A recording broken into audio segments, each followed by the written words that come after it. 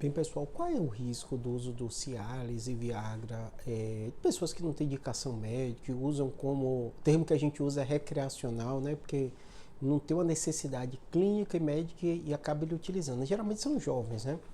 Eu vou explicar para vocês por que isso tem sido muito debatido e quais as consequências para a sua saúde caso você faça o uso dessas medicações sem recomendação médica, né? Em primeiro lugar, é importante você entender que disfunção erétil é um problema de saúde muito mais frequente que vocês imaginam.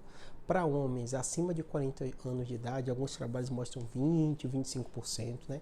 E a cada década que você vive, esse problema aumenta 10%. Então, realmente, é um problema que essa medicação funciona e funciona muito bem quando indicado pelo médico, né? O que a gente tem visto nos últimos anos, alguns trabalhos norte-americanos colocam quase da ordem de 30% dos jovens abaixo de 30 anos de idade, entre 18 e 30 anos de idade, utilizando essa medicação com a lógica de melhora de desempenho e que isso não é recomendado, né? Vamos lá para vocês entenderem as consequências, né? Primeiro aspecto, essa droga ela funciona mudando o sistema cardiovascular da gente. Claro que ela é segura, eficaz, é testada, né? Mas pessoas que não têm esse problema podem ter algumas consequências. Em primeiro lugar, tem pessoas que têm reação como dor de cabeça.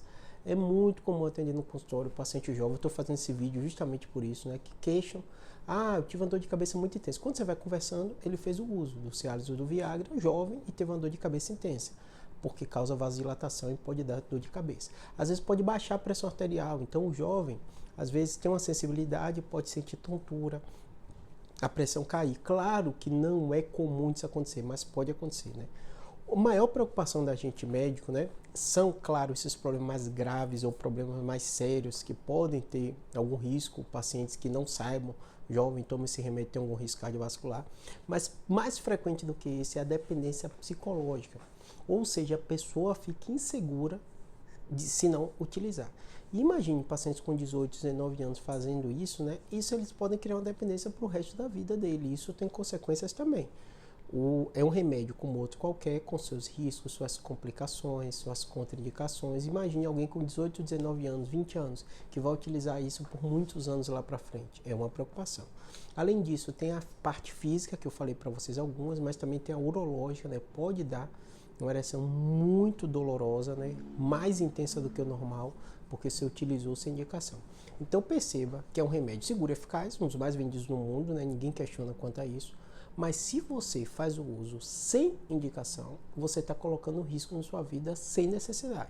Até porque, para essa população entre 18 e 30 anos, que quase 30% utilizam um trabalho norte-americano, vou deixar até na descrição aqui para vocês, é muita coisa.